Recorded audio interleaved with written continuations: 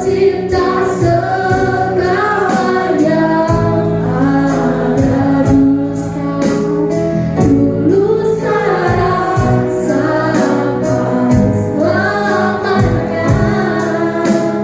Hanya kamu tak berselami, tak terselami pikiranku.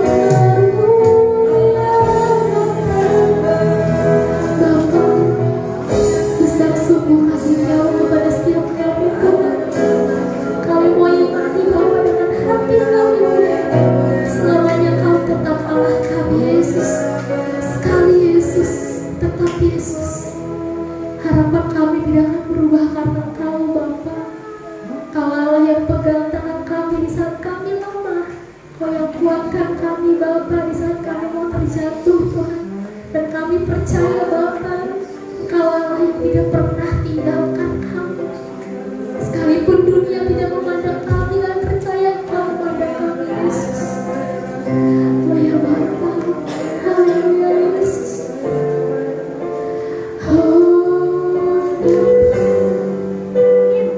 Sekali Yesus tetap Yesus.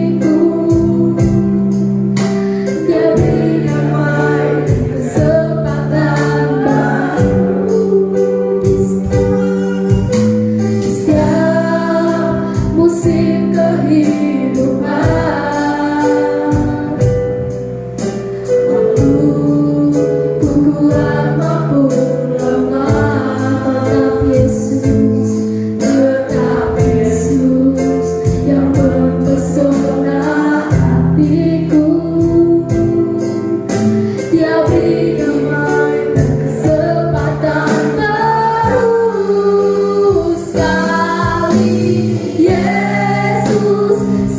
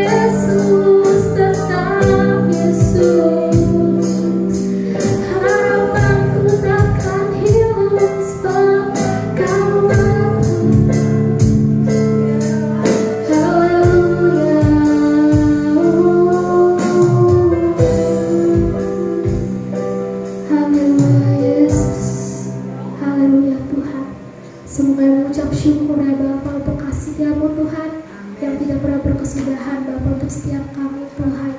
Terima kasih Bapa, terima kasih Yesus.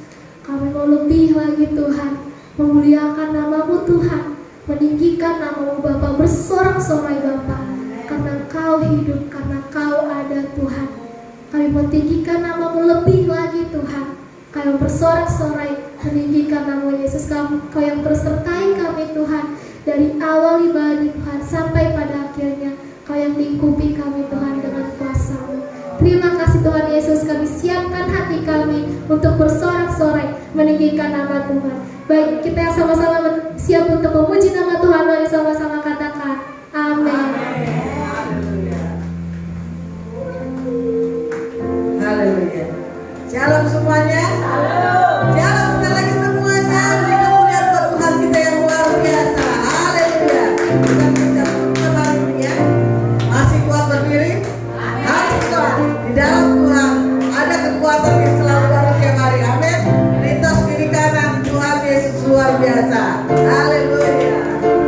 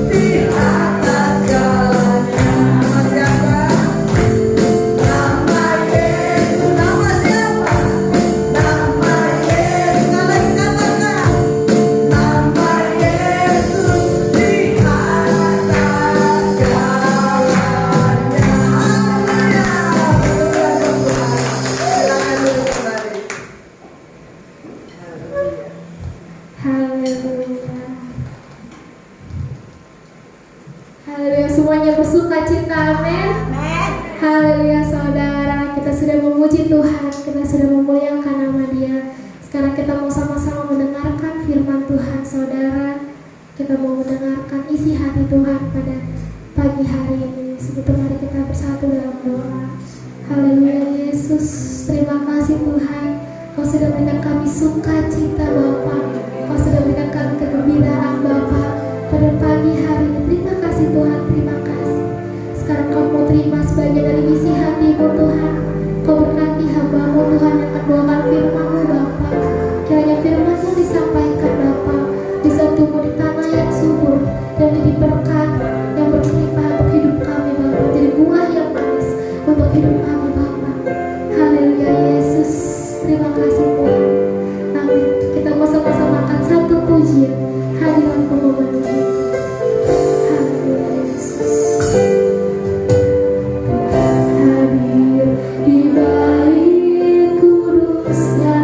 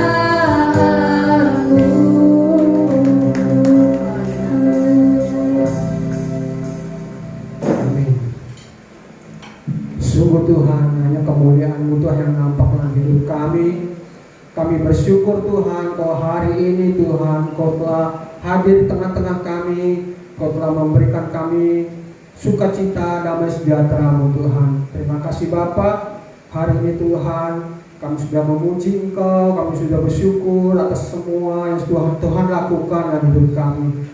Tiba saatnya Tuhan, kami ingin Tuhan mengerti, belajar akan firman-Mu Tuhan. Kiranya Tuhan, urapan-Mu Tuhan ada di tengah-tengah kami, memenuhi tempat ini sesuai dengan pujian kami Tuhan, mengundang hadirat-Mu ada Tuhan senantiasa memenuhi hati kami, hidup kami Bapa.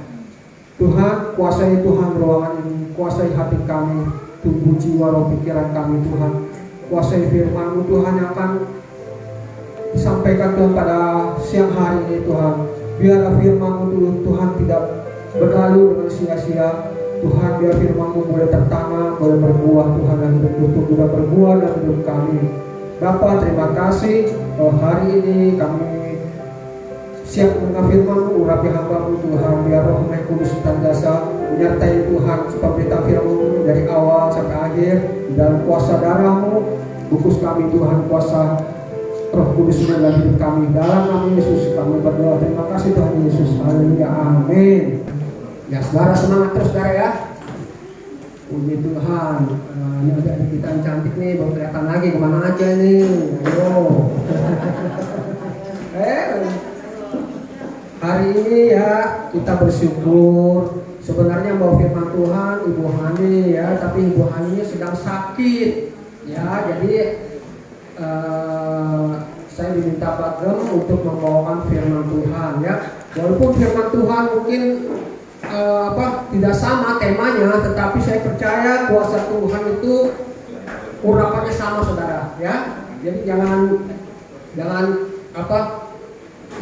kecewa dengan ketidakhadiran hamba Tuhan Ibu Hani ya. Kita sama-sama semuanya hamba Tuhan. Baik, firman Tuhan hari ini firman Tuhan temanya adalah boleh tampilkan true worshiper ya. Saudara, true worshiper ini adalah seorang pemuji saudara ya. Di sini bukan soal bukannya hanya di mimbar saja tuh saudara ya pemuji penyembah itu, tapi kita semua yang hadir saudara ini adalah pemuji penyembah. Pelayan-pelayan Tuhan di sini yang melayani imam-imam ini juga pemuji penyembah. Jadi tidak hanya terbatas hanya pelayan mimbar saudara ya, baik pengkhotbah, pemusik, WA singer, semuanya penyembah, jemaat juga penyembah ya. Jadi jangan saudara batasi bahwa true worshiper ini hanyalah untuk pemuji ya, untuk WL, untuk singer. Enggak saudara, kita semua jemaat Tuhan ini sebenarnya adalah penyembah-penyembah ya. Nah ayatnya kita baca ya dalam di next selanjutnya, Wahyu 4 ayat 22 ya. Dikatakan demikian, kamu menyembah apa yang tidak kamu kenal, kami menyembah apa yang kami kenal, sebab keselamatan datang dari bangsa Yahudi. Nah saudara ya, saudara harus tahu ketika kita menyembah Allah itu Allah yang benar ya. Sebab orang-orang dunia, bangsa-bangsa lain, mereka itu banyak tidak mengenal siapa Allah sebenarnya. Ya, kenapa? Tuhan itu menunjuk dari bangsa Yahudi, mewakili bangsa-bangsa seluruh dunia. Karena seperti saudara tahu ya, bangsa Israel itu, bangsa Yahudi itu adalah bangsa pilihan Tuhan. Ya, Tuhan sudah menetapkan satu bangsa adalah bangsa Yahudi, bangsa Israel itu. Tuhan menetapkan bangsa Yahudi, bangsa Israel ini ada umat pilihan. Nah, bangsa-bangsa lain saudara ya menerima keselamatan juga melalui bangsa Yahudi, melalui Kristus Yesus ketika mati. Ya, jadi saudara, keselamatan itu sebenarnya emang awalnya dari bangsa Yahudi ya, Israel. Tetapi ketika Yesus sudah ada dalam dunia ini, Tuhan menebus dosa umat manusia, keselamatan itu dialami oleh bangsa-bangsa lain, termasuk bangsa Indonesia. Bangsa kita diselamatkan juga saudara. Bangsa-bangsa di dunia ini diselamatkan. Hanya syaratnya apa? Percaya kepada Tuhan, percaya kepada Tuhan Yesus. Ya, Nah, sekarang bangsa Yahudi ini saudara, padahal itu bangsa Yahudi itu, bangsa Israel ini adalah bangsa pilihan Tuhan. Tetapi saudara tahu nggak? Banyak bangsa Yahudi, orang-orang Yahudi tidak percaya pada Tuhan Yesus. Ya, jadi banyak orang, sebenarnya orang Yahudi sendiri banyak masih menantikan kedatangan Mesias. Mereka tidak mengerti siapa itu Mesias yang sudah datang. Padahal mereka jelas-jelas bahwa Mesias itu sudah datang ya. Dan nubuatan Nabi Yesaya juga sudah ada bahwa Yesus itu adalah Mesias. Nah, bangsa Yahudi ini, mereka ini ada yang juga yang sudah percaya sama Tuhan Yesus, ada juga tidak percaya. Nah, Tuhan itu Maha Kasih saudara. Tuhan tidak memilih bangsa itu satu khusus. Udah Yahudi yang selamat, yang lainnya enggak saudara. Tuhan itu Maha Adil. Ya, maka rencana Tuhan dari awal sampai akhir, barang siapa yang percaya pada Yesus itu akan selamat. Nah, sekarang dibilang kami menyembah apa yang kami kenal. Ketika saudara mengenal Tuhan itu, siapa yang Tuhan yang saudara kenal itu Tuhan yang benar, Tuhan kalian sembah, kita sembah, maka Tuhan itu akan berkenan kepada kita. Ya, ketika bangsa Israel ini saudara, ya mereka ini menyembah Tuhan saudara ya, menyembah apa yang mereka kenal. Sebenarnya Tuhan itu memperkenalkan apa? Tuhan itu Allah itu sebenarnya kepada bangsa-bangsa lain, tapi mereka nggak percaya. Contoh saudara, waktu bangsa Israel keluar dari Mesir, itu bangsa Mesir itu harusnya dia mengenal Tuhan, siapa Allah yang Maha Kuasa, mengadakan 10 mujizat yang keajaiban Tuhan itu, tapi mereka tuh keras hati, mereka tidak menerima Allah Israel itu. Nah, sedangkan bangsa Israel ini mereka tuh melihat mujizat Allah itu sebenarnya Maha Kuasa. Mereka menerima pada saat itu. Tetapi ketika mereka sudah keluar dari Mesir dalam keadaan mereka sudah keenakan, ditolong oleh Tuhan dengan kemudahan-kemudahan, akhirnya mereka menggampangin saudara. Apa yang Tuhan kasih ngegampangin. Kebanyakan kita gitu saudara manusia ya.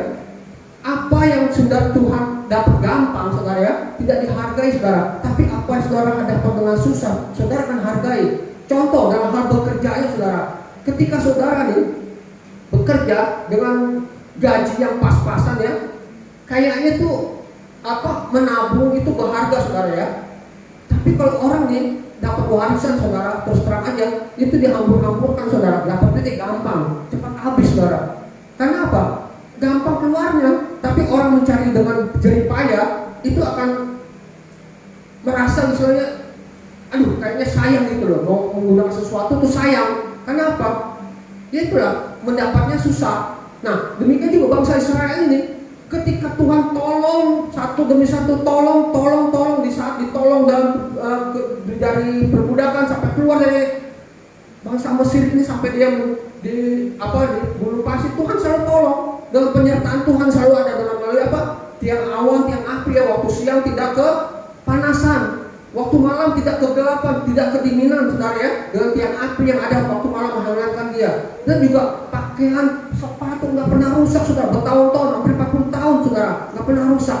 Tuhan tolong, tapi mereka tidak menghargai saudara. Apa yang didapat, gampang itu ya, Tuhan itu emang jadi Tuhan pasti tolong kok. Nah, kadang-kadang umat begitu saudara, tidak mengenal kasih karunia Tuhan itu tidak dihargai saudara. Nah, jadi kalau kita kenal siapa Allah kita sembah, saudara harus patut bersyukur saudara. Kalau saudara tidak mengenal Allah saudara, siapa saudara kenal dan siapa yang saudara puji ya. Percuma saudara datang ke tempat sini ibadah setiap hari, setiap minggu, setiap pagi mungkin doa, setiap minggu ke gereja ya, ikut Zoom, ikut apa, tapi saudara tidak kenal siapa yang saudara sembah. Saudara datang untuk apa gitu loh, percuma. Jadi saudara pertama sebagai seorang true worshiper ini harus mengenal siapa yang saudara sembah ya, baik pemuji di sini ya kan, baik jemaat, baik semua kita harus tahu siapa yang kita sembah ya. Itu yang pertama ya. Yang kedua dari ayat 23-nya dikatakan demikian. Next, coba dikatakan apa? Tetapi saatnya akan datang dan sudah tiba sekarang bahwa penyembah-penyembah benar akan menyembah apa dalam roh dan kebenaran, sebab Bapa menghendaki penyembah-penyembah demikian. Nah, saudara, di sini dikatakan bahwa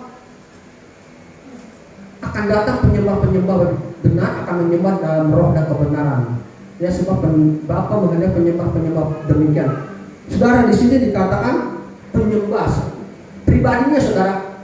Jadi sekarang yang Tuhan masukin dengan yang Tuhan terima itu sebenarnya penyembahan kita apa penyembahnya, saudara? Halo?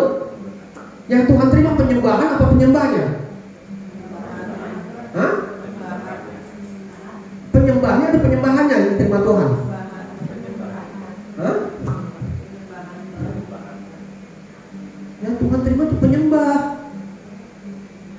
Penyembah ini dari hati. Penyembahannya siapapun bisa menyembah, tapi nyampe ya ke Tuhan itu loh. Yang Tuhan lihat dari penyembahnya. Ngerti nggak? Penyembahan itu siapapun bisa, saudara. Ya, seorang yang istilahnya hidup dalam dosa pun dia bisa menyembah Tuhan. Tapi Tuhan terima nggak penyembahannya itu? Kalau hidupnya nggak benar, dia menyembah Tuhan, Tuhan terima nggak? Nggak akan diterima sama Tuhan. Tuhan tuh melihat dari seluruh penyembahnya, ya, kehidupan pribadinya, itu yang Tuhan lihat, hatinya. Jadi bukan penyembahannya, apa penyembahannya boleh, wah hebat, wah penyembahannya sepertinya lagi mana, saudara. Nah, sebenarnya saudara, penyembahan apa yang kita keluarkan, yang kita sampaikan kepada Tuhan, ya, dengan jemaat. Nah, itu memang pertama untuk siapa? Untuk Tuhan, kan? Kedua untuk siapa? Untuk siapa? Pertama kan untuk Tuhan. Kedua untuk siapa? Hah? Untuk kita nikmati bersama Tuhan, dan untuk kita juga, ya, kita nikmati bersama Tuhan penyembahan itu. Nah, ketika penyembahan itu dinaikkan, ya kan, penyembahan itu kan sampai ke Tuhan, kan? Ya kan, Tuhan menyukai hadirat Tuhan turun, akan menyertai hati kita dengan penuh damai, dengan penuh sukacita, dengan penuh ucapan syukur. Otomatis, saudara, ya, urapan itu akan turun dalam hidup kita. Ya, penyembahan itu jadi bukan langsung ke Tuhan aja, tapi kita harus nikmati juga penyembahan itu, ya, sesama kita. Nah, kalau penyembahan itu tidak bisa dinikmati oleh jemaat, bisa nggak jemaat itu merasakan, wah, ibadahnya benar-benar hadirat Tuhan itu hadir? Nggak bisa dirasakan, karena penyembahannya dirasakan kosong, penyembahannya dirasakan nggak ada, ya kayak nggak ada kuasa, ya kayak begitu-begitu aja, nyanyi pulang, menyembah pulang, ya, dengan firman pulang, nggak ada rasa urapan apa yang Tuhan jamah, nggak ada rema dalam hati saya, nggak ada rasa kayak apa, rasa jamahan Tuhan, nggak rasa jamahan Tuhan dalam hidup saya. Kayak pulang datang ke sini begini, ya pulang juga begitu juga, sama aja. Jadi sama juga, saudara. Nah, jadi sebenarnya penyembahan itu, ya, untuk Tuhan dan untuk sesama, untuk kita juga. Tuhan menghadirkan lagi hadiratnya dalam penyembahan yang Tuhan terima. Otomatis kita akan merasakan juga hadirat Tuhan, ya. Jadi penyembahan itu, saudara, harus fokus pertama kepada siapa? Ke Tuhan, ya kan. Kedua, untuk kita pribadi kita rasakan. Nah, kadang-kadang gini, saudara, setiap gereja ini penyembahan lain. Nah, Pak Gembala ini bilang penyembahan kayak Betani, seperti Betani. Kalau menurut saya, memang kita warna kayak Betani. Tetapi untuk penyembahan itu bukan Betani aja yang benar, saudara. Ya kan, saudara? Gereja lain pun benar, mereka menyembah dengan benar. Cuma warnanya beda, ya kan? Nah, itu tergantung dari apa? Dari penyembah-penyembahnya ini nih, pelayan mimbar. Ya kan, artinya beres nggak semuanya, gitu loh. Masih berbuat dosa nggak? Dalam hal masih berbuat kecemaran nggak, gitu loh. Tuhan lihat dari semua nih, pelayan-pelayan dulu terutama. Seperti apa? Berkat Tuhan turun dari janggut Harun sampai ke bawah, kan? Mulai dari kepala Harun sampai janggut sampai ke demikian dari atas mimbar dulu turun kepada jemaat. Yang pertama dari mana? Dari atas dulu beresin ini. pelayan-pelayan kita nih, mimbar, ya baik WL, singa, pemusik, pengkhotbah, semuanya kita beresin hati kita, otomatis urapan itu turun, ya kan, urapan pada jemaat saudara, ya, urapan itu tidak akan turun ketika saat ini saudara merasakan, ada saudara begini, saudara mungkin merasakan satu gereja nih, oh kayaknya urapan Tuhan luar biasa, ya kan, saudara merasa dijamah. Jangankan saudara dalam hal memuji Tuhan, ketika musik datang aja, kita datang dengar musik main, hati kita udah tergetar, kita duduk kita bisa nangis. Itu urapan Tuhan, ya. Karena saya pernah mengalami saudara, ketika saat saya pergi satu gereja, ketika saya masuk gereja itu, biasa kalau gereja ini biasanya dia tuh sebelum pujian penyembahan instrumen musik dulu, pengantar. Dia pengantar dia sudah berdoa, jadi dia berdoa nggak khusus pengen abis ini langsung langsung doa pengerja langsung pujian, enggak. Kalau dia enggak, dia doa duluan lebih awal doa pengerja itu, sedangkan untuk selanjutnya dia main instrumen musik ngantar jemaat yang datang sudah mendengar alunan musik itu, hati sudah damai saudara, hati sudah damai, jadi sudah nggak disetak dengan yuk kita doa pengerja. Enggak, doa pengerja kalau mereka tuh lebih awal, ya lebih awal dia doa dulu. Jadi ketika alunan musik udah pujian penyembahan itu, musik instrumen itu udah ada, jemaat itu datang dihantar dan dengar suara musik. Nah saya pada saat itu dengar suara musik, aku satu seperti rusak. Ketika itu saya masuk, saya duduk, itu nggak terasa air mata mengalir, saudara. Nggak terasa karena urapan Tuhan, gitu loh. Ya, jadi bukan satu karena jago musiknya apa, enggak saudara. Dari urapan masing-masing ini bagaimana kita mengundang hadirat Tuhan supaya Tuhan itu beracara dalam jemaat kita gitu loh, ya kan?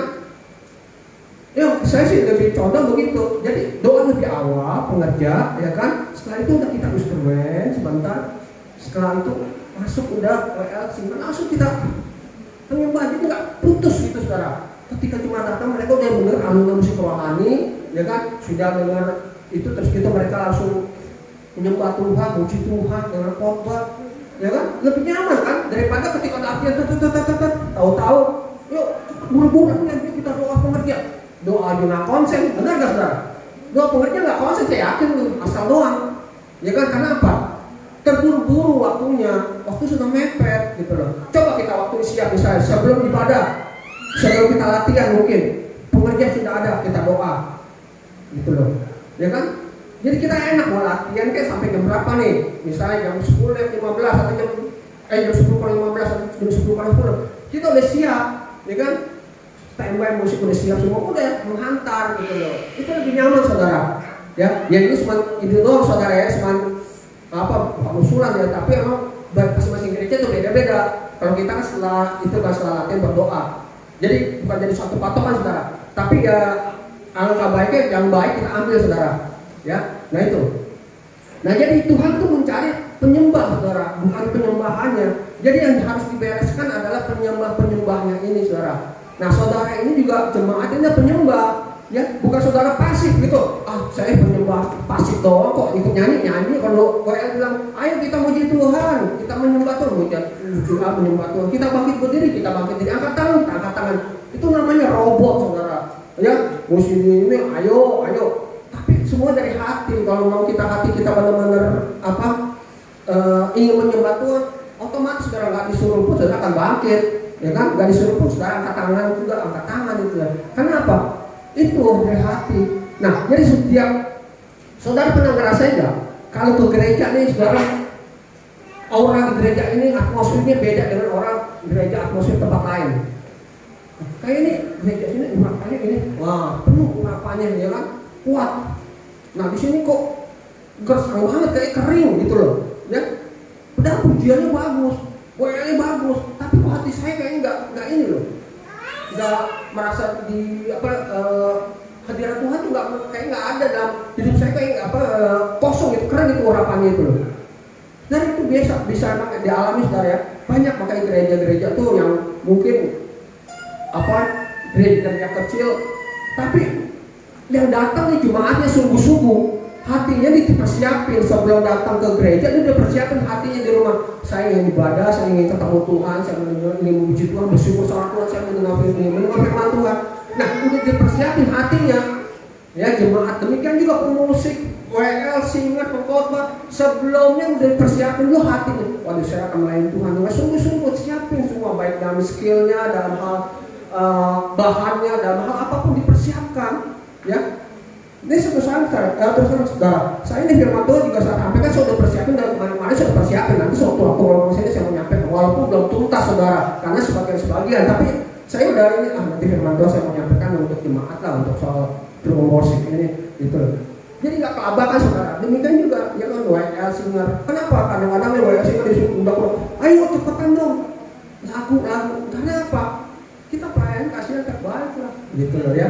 Tuh, nah jadi itu aja saudara ya.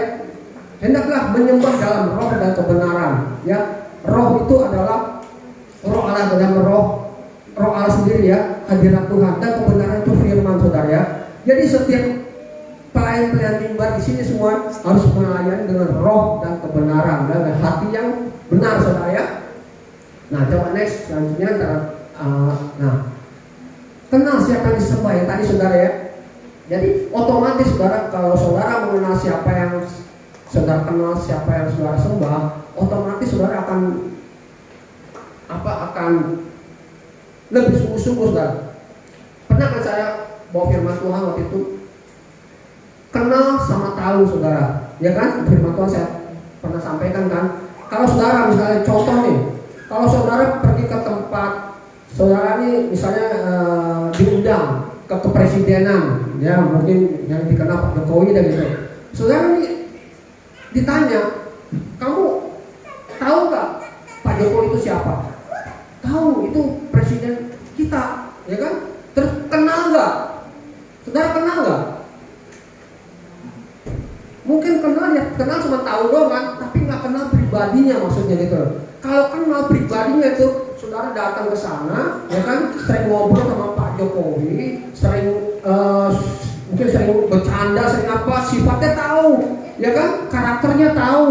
Nah itu mengenal. Demikian juga Allah kita, kalau kita mengenal Allah kita tahu karakter Allah itu bagaimana, ya kan. Cuma tahu, oh Allah itu maha kuasa, cuma tahu dong saudara. Oh Allah itu maha suci, oh Allah itu maha kekal, oh Allah itu maha penyedia.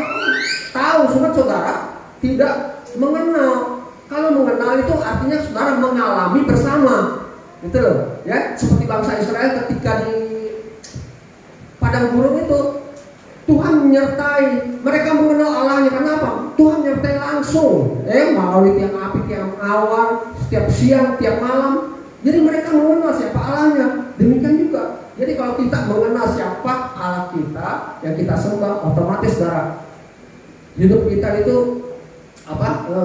tidak akan khawatir saudara. Ya, karena kita percaya, kita tahu Allah itu maha kuasa. Oh, kita percaya Allah maha kuasa, otomatis saudara, kita percaya bahwa Tuhan itu mau mengasihi, sanggup menolong. Ya, otomatis Tuhan pasti, kalau kita percaya Tuhan pasti bisa menolong saya. Itu saudara. Jadi hal-hal demikian harus kita perhatikan kalau kita mau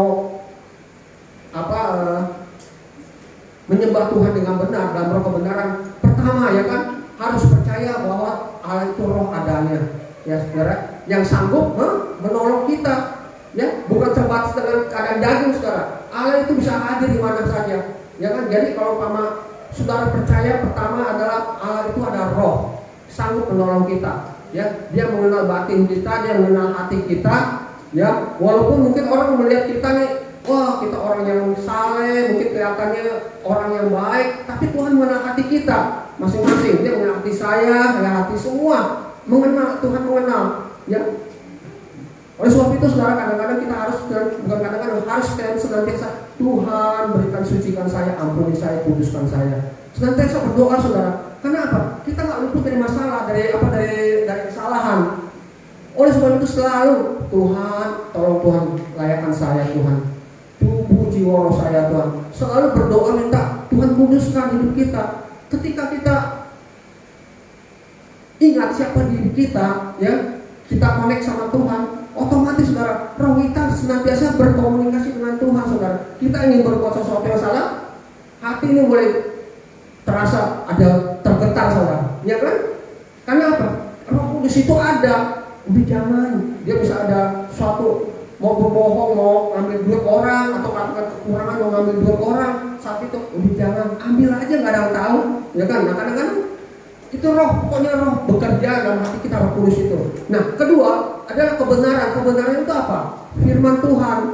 Kalau saudara percaya dalam kebenaran, misalnya bahwa firman Tuhan itu benar, ya dan amin, nggak usah khawatir saudara hidupnya saudara. Tuhan sudah mendesain hidup kita sedemikian rupa, ya kan? Mungkin saat ini kita merasa, oh Tuhan, oh saya susah banget sekarang Tuhan ya, saya mengalami masalah, musibah, demi musibah. Tapi saudara mau tahu saudara kebenaran itu ada, ya kan? Bahwa Allah itu berserta dengan kita. Kalau saudara percaya, nggak usah khawatir saudara akan melalui satu demi satu, akan dilalui dengan lewat dengan sendirinya saudara. Ketika sudah melewati segala pencobaan itu, saudara baru sadar, kok gue bisa melewati ya? Itu kadang-kadang saudara baru berpikir ya. Nah, jadi saudara yang harus kita tahu, siapakah Allah kita ya? Kita harus menyembah roh dan kebenaran. Nah, yang saya mau sampaikan yang penting nih sekarang, bagaimana sikap kita, ya kan? Ketika kita sudah tahu sebagai Allah itu yang kita sembah itu siapa, sikap kita sebagai itu worshiper ini bagaimana, ya kan? Yang saya katakan tadi adalah masalah hati saudara, ya kan? Masalah kedua masalah kekudusan, ya kan? Coba next selanjutnya Tuhan itu kudus. Kita harus tahu bahwa sifat Tuhan itu kudus saudara, ya. Coba Wahyu 15 ayat 4 dikatakan apa? Kita baca ayatnya ya. Bisa nggak ya?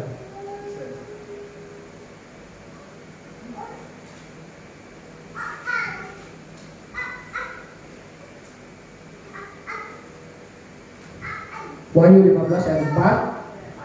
Kalau saudara ada itu boleh dibaca. Siapakah yang tidak takut ya Tuhan, dan yang tidak memuliakan namamu, sebab Engkau saja yang kudus, karena semua bangsa akan datang dan sujud menyembah Engkau, sebab telah nyata kebenaran segala penghakimanmu. Nah di sini katakan Tuhan itu siapa yang tidak takut ya Tuhan, yang tidak memuliakan namamu, sebab Tuhan itu kudus saudara, ya. Sebab itu Tuhan kudus, semua bangsa akan datang sujud menyembah Tuhan. Nah, ketika kita tahu bahwa Tuhan itu kudus, kita pun harus hidup kudus, saudara. Ya. Yang dimaksud hidup kudus itu dulu saya berpikir gitu, saudara. Hidup kudus itu seperti Tuhan Yesus hidup kudus itu. Seperti apa sih sebenarnya hidup kudus itu, saudara? Apakah hidup kita mesti senantiasa berdoa, baca firman, terus itu selalu ke gereja, selalu ya istilahnya tidak melakukan sesuatu kegiatan, ya itu bukan hidup kudus, saudara. Ada juga yang punya seperti Yesus, tapi seperti Yesus, hidup kudus itu seperti Yesus, mengikuti Yesus. Mengikuti secara apa, saudara? Saudara mengikuti mungkin rambutnya panjang, ya kan? Apa pakai baju yang panjang atau seperti Yesus gondrong apa enggak? Itu kan secara jasmani, saudara. Tapi yang Tuhan mau tuh mengikuti Yesus seperti Yesus itu seperti apa? Belajar. Yesus itu adalah rendah hati, ya kan? Mengikuti Yesus itu seperti Yesus itu rendah hati, ya lemah lembut. Nah itu seperti Yesus, ya kan? Dikatakan kalau kita mau seperti Yesus ikut Tuhan itu apa? Mendengar firman Tuhan. Nah itu, ya. Jadi hidup kudus itu sebenarnya saudara, ya harus kita alami, saudara, harus kita lakukan kekudusan itu, saudara. Jadi jangan saudara, kalau saudara mungkin ya siapapun mungkin kesalahan. Ada satu kadang-kadang ada di media sosial, saudara. Ada satu gereja menghakimi gereja lain. Wah, ini pelayan-pelayannya nggak kudus semua, ini pelayan-pelayannya begini begono, ya kan? Karena terus terang saudara, saya pun pernah mengalami dari hamba Tuhan sendiri. Kamu ke gereja mana? Betani. Gitu saudara. Gitu. Karena apa? Merasa istilah gerejaku paling benar, Betani itu nggak beres. Karena bisa berantem katanya sama internalnya. Karena ini menghakimi secara luar aja, saudara. Sebenarnya kita kan nggak boleh menghakimi apa sih sama gereja, sama jemaat, nggak boleh menghakimi. Karena apa? Siapa kita, saudara? Yang datang ke gereja di sini orang-orang suci apa orang dosa? Ayo orang dosa orang suci. Bingung nggak saudara? Siapa yang merasa suci? Siapa yang merasa berdosa? Nah, saudara, kita makanya nggak bisa menghakimi saudara, nggak bisa menghakimi sama kita. Oh, lu orang berdosa lo, ya. Oh, lu orang yang orang yang harus hidup yang benar. Jangan orang berdosa nggak layak di gereja. Nggak begitu saudara, ya. Justru di gereja itu ada kumpulan orang-orang berdosa.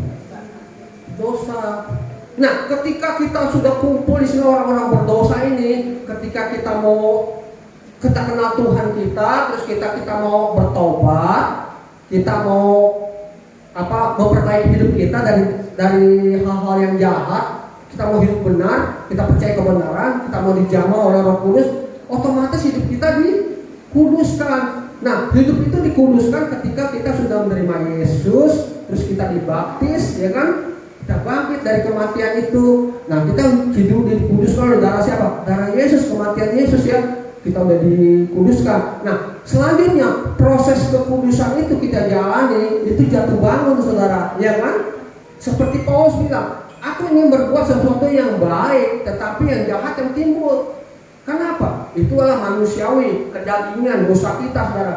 Jadi saudara, jangan berkecil hati ketika saudara jatuh dalam dosa. Tetapi kembali lagi, kalau saudara sudah mengetahui bahwa itu dosa, jangan dilakukan. Gitu loh maksud Tuhan ya. Jadi kalau kita sudah tahu nih, ini berdosa, kita jangan lakukan. Banyak hal yang kita harus ingat ketika Roh Kudus berkata jangan, kita tetap melakukan, berarti itu melawan, ya kan? Nah, itu kalau kita mau jadi orang-orang yang benar, ya kan? Kita harus apa? Harus apa saudara? Jadi orang benar harus apa? Ya harus hidup benar.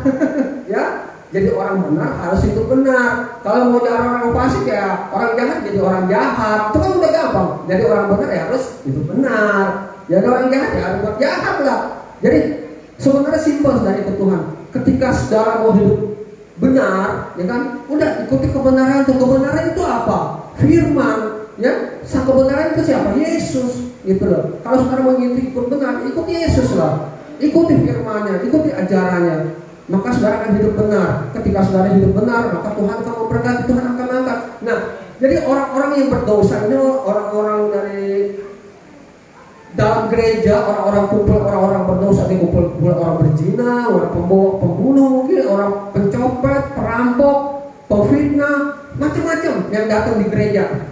Tapi ketika mereka itu Tuhan hadir, ya, apalagi ketika hadirat Tuhan hadir dari imam-imam yang melayani, dari hamba-hamba Tuhan yang menyampaikan firman Tuhan, dan dari saudara juga yang sudah menerima kasih karunia Tuhan, ketika Tuhan hadir, maka Tuhan bisa mengubah hidup kita orang berdosa menjadi orang yang luar biasa, saudara. Orang yang dipakai luar biasa oleh Tuhan. Saudara ingat gak cerita soal contoh Raja Daud? Ketika Raja Daud itu saudara, dia diudak-udak oleh Raja Saul. Ya, dia diudak-udak oleh Raja Saul ini bukan dalam hal buat kejahatan enggak saudara. Faktornya apa saudara? Tahu nggak ketika Saul udak-udak si Daud ini faktornya apa? Iri hati kan? Nah, akhirnya si Daud ini ingin ditangkap, dibunuh oleh siapa? Saul. Padahal Saul itu siapa? Mertuanya saudara. Ya, tapi karena faktor iri akhirnya si Daud ini dia diudaknya dia bukan oleh satu RT saudara, enggak. Diudak oleh satu bangsa saudara, raja itu punya pasukan gede nggak?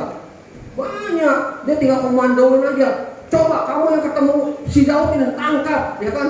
Diumumin kepada semua, ya, kepada penduduk, kepada tentaranya, tangkap si Daud itu.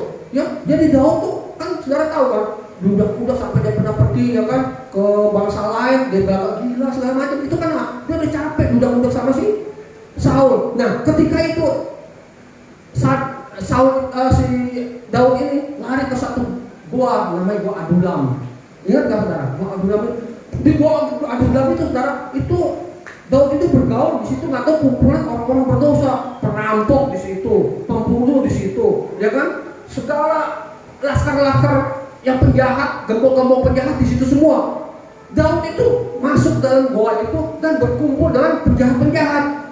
Tapi karena Daud ini mempunyai Tuhan, dia terkenal siapa Tuhannya, dia tidak terkontaminasi dengan lingkungan yang ada dalam pergaulannya orang jahat yang ada di situ, saudara. Ketika saat mereka ngomong, mungkin banyak ada ngomongan kotor, ngomongan kasar, kan orang penjahat kan begitu, saudara. Kalau ngomong jeblak aja, saudara ya, nggak mikir orang lain, ya kan? Ngomong apa adanya, apa orang tersinggung, udah ngomongannya kasar, ada ngomongan binatang, ngomong apa segala macam. Tetapi Daud ini tidak terpengaruh ketika dia senantiasa berdoa, berkomunikasi, undang hadirat Tuhan, mengurapi dia, tolong, ya kan? Dia selalu berdoa, hubungannya, batinnya, rohnya dengan Tuhan. Nah, Tuhan berkati, saudara. Ketika Daud ini berdoa di hadirat Tuhan, senantiasa yang mengundang hadirat Tuhan dalam hidupnya, otomatis dia mengubah lingkungan yang ada, saudara, di gua itu, saudara. Semua penjahat-penjahat, semua yang istilahnya mereka gembong-gembong yang jahat ini, mereka hormat sama si Daud. Dan akhirnya saudara tahu lah, Daud ini bisa memakai mereka nih, orang-orang yang di gua Adulam menjadi panglima-panglimanya yang luar biasa, saudara. Pernah seorang panglima ini, saya juga nggak lengkap bacanya ya, maksudnya nggak hafal. Itu panglima pernah, saudara. Dia hanya begini, saudara. Ketika Daud bilang, aku ingin minum ya dari air yang dari Israel, ya kan? Nah, anak buahnya ini dia tahu nih, Daud pengen minum. Itu 3 orang tuh pergi, mereka nerobos ya ke tempat Raja Saul di Israel itu, ngambil air cuma buat si Daud, ya kan? Nah, anak buahnya juga, saudara, dia jadi anak buahnya ini, saudara. Dia ini bisa, satu orang bisa membunuh 1000 orang, saudara. Luar biasa, saudara. Itu perkasa sebenarnya, anak buahnya ini di gua Adulam itu orang-orang, mereka perkasa semua. Ya, pernah satu anak buahnya siapa namanya? Sini cerita tuh soal cuma melindungi satu bidang tanah, saudara. Satu bidang tanah, ya, yang dipenuhi kacang merah, saudara. Cuma buat melindungi doang, ya kan? Cuma satu petak doang, saudara, nggak banyak, satu petak. Ingin direbut, ingin dihancurkan oleh bangsa Filistin, salah. Nah, akhirnya ketika dia mau bangsa Filistin, bangsa Amalek, pokok bangsa asing, saudara. Ketika itu panglimanya ininya si Daud ini mempertahankan, saudara. Dia bisa membunuh, saudara. Panglima semua dihancurkan sama dia. Nggak sampai direbut, saudara. Luar biasa, saudara. Jadi itu hasil dari gua Adulam itu, saudara. Dari penjahat itu dipakai jadi orang-orang perkasa, saudara.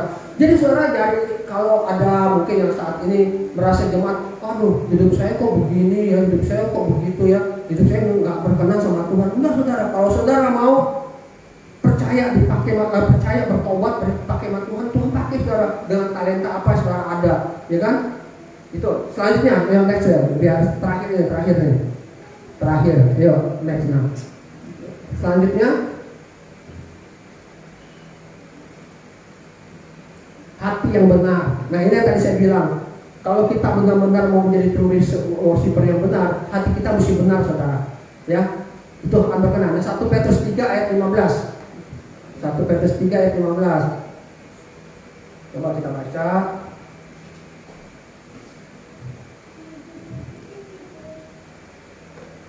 1 Petrus 3 ayat 15. Nah, ini ya, ini mungkin baca yang ahnya ya. Tetapi kuduskanlah Kristus dalam hatimu sebagai Tuhan.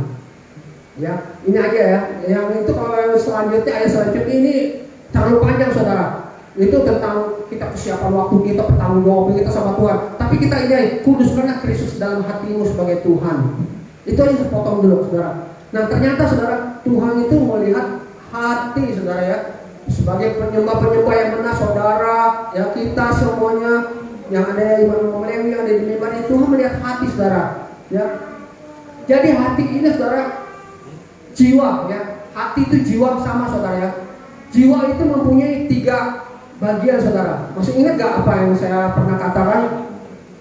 Hati itu punya jiwa itu punya 3 bagian. Hati itu punya 3 bagian jiwa itu.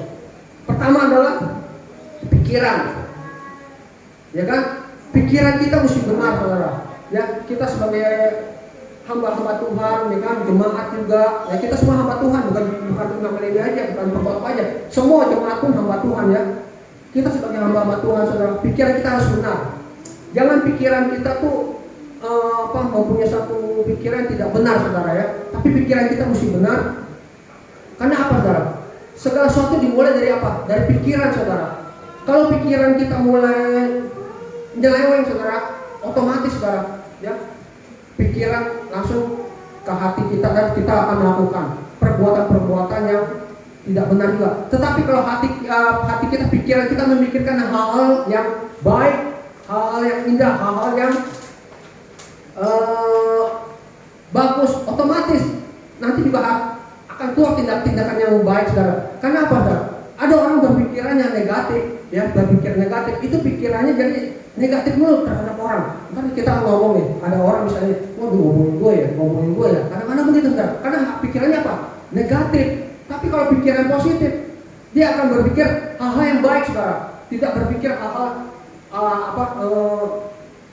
yang negatif. Jadi gini, kalau saat saudara mengalami kesusahan, saudara ya, mungkin saudara mengalami musibah, mengalami masalah. Kalau saudara berpikir hal-hal yang positif, pasti ucapan syukur yang keluar. Benar nggak, saudara? Tapi ketika saudara memikirkan hal-hal yang negatif, otomatis umpatan yang keluar, keluhan yang keluar. Jadi segala sesuatu dari pikiran. Ya, hendaklah kita dikatakan dalam dia, hendak engkau memikirkan hal-hal yang elok, ya kan? Ada nggak firman Tuhan gitu kan? Hal-hal yang baik, hal-hal yang baik-baik kau pikirkan. Itu harus kita pikirkan tiap hari, setiap saat. Kalau kita tidak memikirkan hal itu, kita akan pikirannya negatif. Ketika ada masalah sedikit, Tuhan itu kadang-kadang protes sama Tuhan itu nggak ada ya, Tuhan nggak kuasa ya, Tuhan nggak mau tolong saya ya. Itu keluhan-keluhan itu ya, seperti bangsa Israel, ya kan? Oh, susah banget di sini nggak ada makanan nih, enakan ke Mesir aja, ya kan? Mau ke Mesir aja bisa makan, bisa walaupun jadi budak tetap jadi bisa makan. Nah, kadang-kadang orang